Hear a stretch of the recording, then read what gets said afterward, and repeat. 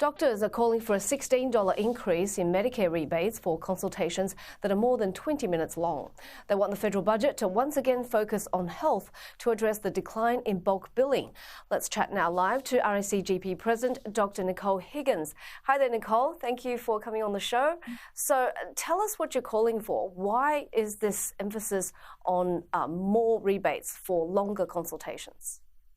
Yeah, thanks, Lane. I think people don't realise that the Medicare rebate belongs to you. It's what you get back from the government once you've seen your GP or doctor, and it hasn't kept up with the cost of providing care. So we're calling on the government to increase the patient's rebate for longer consultations and for mental health consultations, things that people really need at the moment. And what about longer term? How do you see the ageing population issue affecting, I guess, our health crisis? Yeah, so people are getting older and more complex and spending longer with their GP and their teams.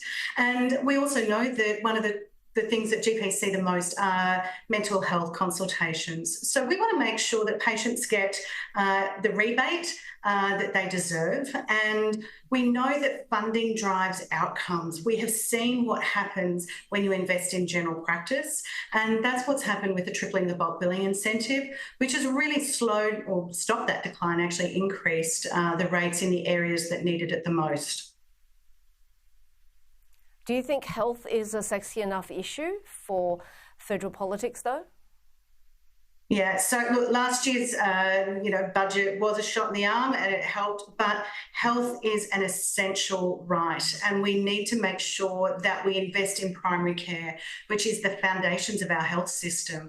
We keep pouring more and more money into expensive hospitals, but prevention's better than cure. Let's put the money right at the start, keep people out of expensive hospitals, and make sure they stay in the community with their families and their supports. So I'm reading, Nicole, the statistic that there'll be a shortage of 11,000 GPs by 2031. How will that affect the healthcare that we receive? Yeah, so there's a shortage across the whole primary health sector, not just general practice. Our nurses, pharmacists, allied health as well. So we do all need to be working together, but we also need to make sure that we invest in the next generation of GPs. One of the biggest barriers for doctors working in the community is once you leave the hospital system, our GPs in training lose their paid parental leave, their other entitlements, and they take a significant income drop. So we just want to make sure that doctors in the community are on parity with hospital doctors to keep people out of hospital in the first place.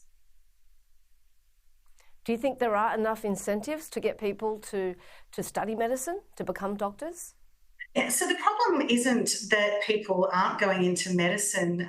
We've got more medical graduates than we ever have. But from when I trained, where 40% of the graduates became GPs, it's now around 14%. And that's because general practice has been undervalued and underfunded, especially over the last 10 years by successive governments. And it's now time to make sure we, as I said, invest in the foundations, put money into general practice and primary care, and keep people out of hospital in the first place. And what sort of numbers are we seeing in training international doctors? Yeah, that could be a ready solution. Yeah. Our rural workforce, 52% of our rural workforce is reliant on doctors who trained overseas. We've got doctors who want to work in Australia and who are ready to go. The red tape's really tricky.